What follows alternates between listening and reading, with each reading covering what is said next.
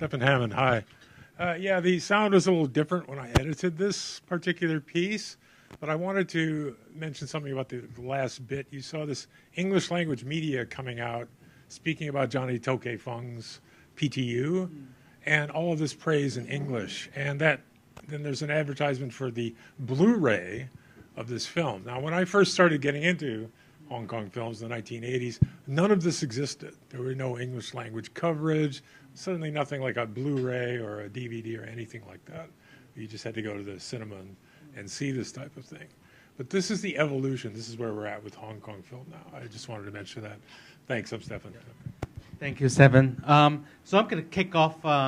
So good afternoon, everyone, as mentioned, and welcome to today's Cup Lunch talk on better sex, better sand, faster bullets, the Encyclopedia of Hong Kong film. So this book was written by Stefan in 2020. It's also an update on a number of books that he's written over the years, including, I think it was the similar name as well, the last book, and then it was originally published in 1996. That was before the time of the internet, when you have all this information on hand. It used to be the Bible, apparently, for Americans, especially in the Western audience that loved Hong Kong cinema back in those days.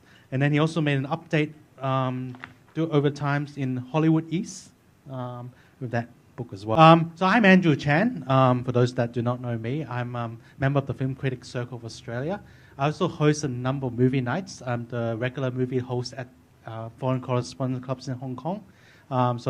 And also a lot of, I actually focus a lot on Hong Kong cinema as well. So I've been, especially today, it's a passion of mine. I have been writing about Hong Kong cinema for the past 20 years, and I have a big focus on Hong Kong cinema as well. So a lot of the DVDs I have, these are all my collections as well. These are some of the highlights of the movies that we will be talking about today. And also, I'm going to do a bit of an introduction. From the high-flying stunts of Jackie Chan to the bullet ballets of John Woo, the shadowy noir of Ringo Lam, and the poetic melancholy of Wong Kar-wai, and the wild, cat-free excess that define an entire subgenre, these city films have shaped how I see cinema and storytelling and sheer creative audacity. They have influenced global action movies, inspired countless filmmakers around the world, and continues to fuel new generation, especially now we don't have a lot of movies in the cinemas, a lot of the streaming platforms that are still on, and also on 4K, Blu-rays as well, that are still continuing. So that's why I'm very excited today to introduce Stefan. He's the co-author of this book with Mike Wilkins. And this is really like an encyclopedia of sorts. And I won't introduce him again, but first off, I do want Stefan maybe just to say a few words about yourself. Just introduce yourself. Sure, thank you. Yeah, thanks for coming down. Hong Kong films has been a passion of mine since the early 80s, and I really appreciate Andrew's, continuing to keep the tradition alive. I'm from Chicago, and in the Midwest, there's not a lot of Asian culture. I grew up and there was, kung fu on late night TV, and it was, dubbed badly in English, and this was not really taken seriously.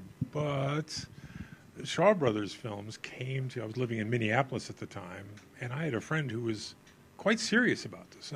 Neither of us were Chinese language students. We weren't martial arts students. I just was a film geek. I loved horror, science fiction, fantasy, anything like that, and I loved good movies.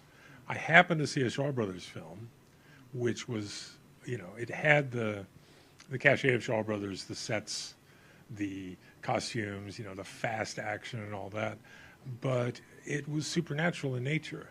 And the one thing that struck me about this is I can follow this film because I know films, but there's so much that is really different. These people are not playing by the rules. That really interested me. I mean, it was transgressive. It was against whatever. And here I am sitting in this grindhouse in North Minneapolis, freezing, and utterly fascinated. It's like, who's making these films? and what's informing them, and how are they doing this? So I just started chasing it. Later on, I moved to San Francisco, and there were cinemas in Chinatown where I could go. But as I said, there's no information in English. People just thought I was kind of nuts.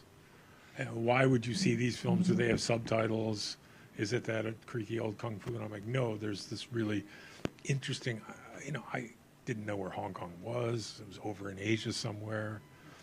But I was so interested by the quality of the films, the production values, and the real seriousness by which they would present this material, which in some ways was very alien to what I had learned from film before. I had to relearn stuff. And it was fascinating to me then. It's fascinating now. We've got a whole new generation of people who are, thanks for bringing these Blu-rays, they're buying these Blu-rays and they're talking about films often from the 80s and 90s and how exciting they were. So that's a little bit